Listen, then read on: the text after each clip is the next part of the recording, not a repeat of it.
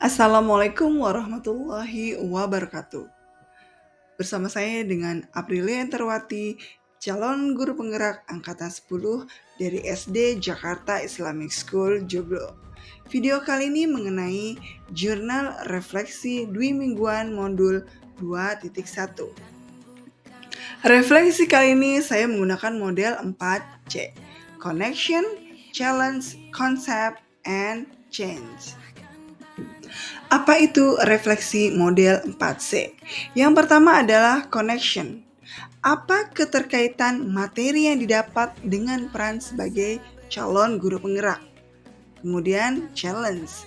Adakah materi atau ide dari narasumber yang berbeda dengan praktek yang dijalankan selama ini? Yang ketiga, konsep. Ceritakan konsep utama dan penting yang dipelajari untuk terus dibawa selama menjadi calon guru penggerak atau bahkan setelah menjadi guru penggerak. Yang terakhir, change. Apa perubahan yang ingin dilakukan setelah mendapatkan materi ini? Yang pertama, connection. Pada modul 2.1 ini, saya mempelajari bagaimana memenuhi kebutuhan belajar murid melalui pembelajaran berdiferensiasi, di mana materi ini sangat erat kaitannya dengan peran saya sebagai calon guru penggerak. Melalui modul ini, saya dikenalkan tentang bagaimana menganalisis dan memetakan kebutuhan belajar murid. Saya diperkenalkan dengan strategi-strategi yang dapat digunakan untuk memenuhi kebutuhan belajar murid sesuai dengan keunikannya masing-masing.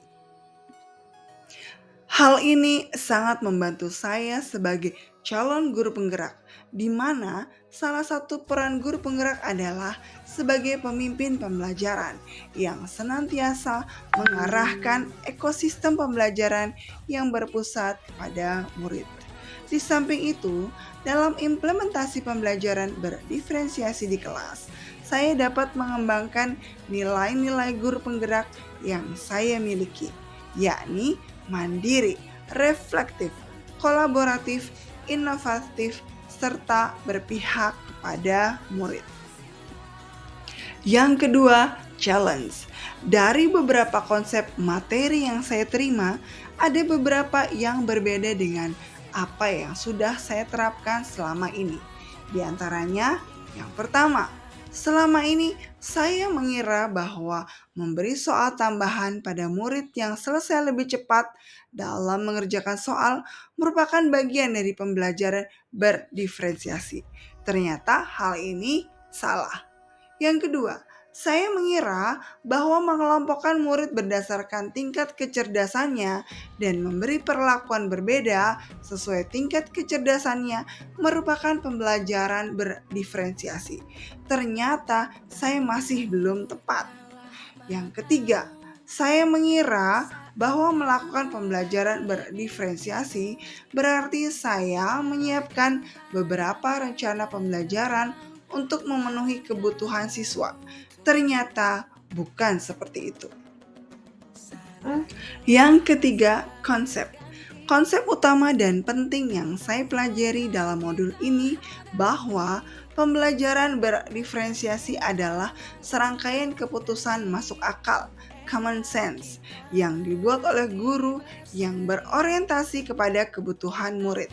Keputusan-keputusan yang dibuat tersebut terkait dengan 1. Tujuan pembelajaran yang didefinisikan secara jelas.